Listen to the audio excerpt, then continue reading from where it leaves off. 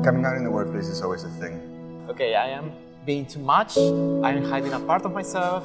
Sometimes people do have hate. It's just so crazy. So hey guys, I'm Rodri. I'm recently 28 years old and I identified with the pronouns he, they. I'm Gabriel, 30 years old and identified with the pronouns he, they also. I'm Diana. I'm 21 and my pronouns are she and her. I'm Ivan, I'm 32 and I use pronouns they, them.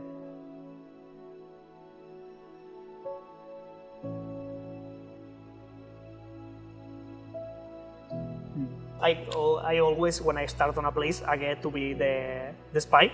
I get to be the one who passes and just listens in for some weeks. So I see, how do these people act in relation to queer people when they think there's no queer people around? Right. And you know how to, you can test the waters and see, is it safe to come out here? Can I speak to these people? Like, can I set my pronouns in Slack? Do I use he, him and just forget that I am non-binary, 9 to 5? Oh my God. Coming out in the workplace is always a thing, right? As a new joiner, you may have a lot of challenges because, yeah, if you are in a small mid company, you don't have a reference of the colleagues that are LGBT, so you may feel a little bit isolated because you don't know how to act. Okay, I am being too much. I'm hiding a part of myself. Should I talk about my values, about who I am, my partners, or whatever? So you have to measure up the time because we didn't have reference management, people with success stories talking about queer topics. So for us, it's like we are opening the path for the new joiners or for new people, younger people who may have in the future more visibility and more ways to interact in a work environment. I fully agree.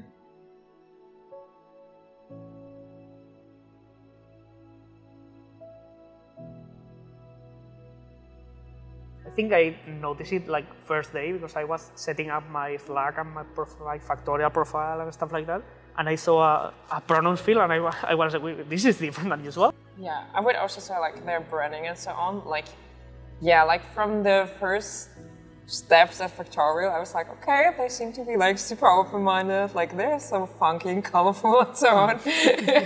Like, I hope they're not just doing it to like impress everyone. And in the end, they will be like super homophobic. But yes, like when I watched up like all the profiles and so on, like there was like space to like enter like your preferred name or so on, and then like your legal name. And I was like, okay, they're like really taking care of this kind of stuff and pronouns and so on. I was like, okay, so nice that they really mean it like that. The company per se is pretty diverse when it comes to hiring and selecting who to promote and who to leave in like a standard position, right?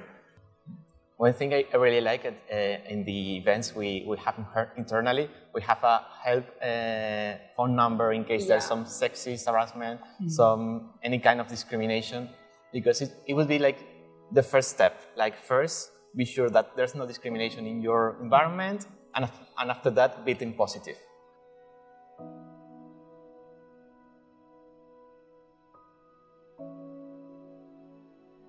How important is it? Yeah, I'd say it's super important. Yeah, super important, and I think also like all year around, not just on Pride months, being like, we're so supportive all year long. Like, look at the Pride flags and then like, end of the month, they're gonna be like, oh yeah, back to black. Okay, that's it for this year, goodbye. Not only externally, but also internally, because all the people that you're hiring and that you're keeping inside are going to be probably part of are going to be queer probably, because statistically you're going to have queer people the more you hire, and if they don't have an inviting environment, they will leave, and you will miss a lot of talent, because a lot of new talent is queer people. I'll give myself a pep talk, be like a 3-hour.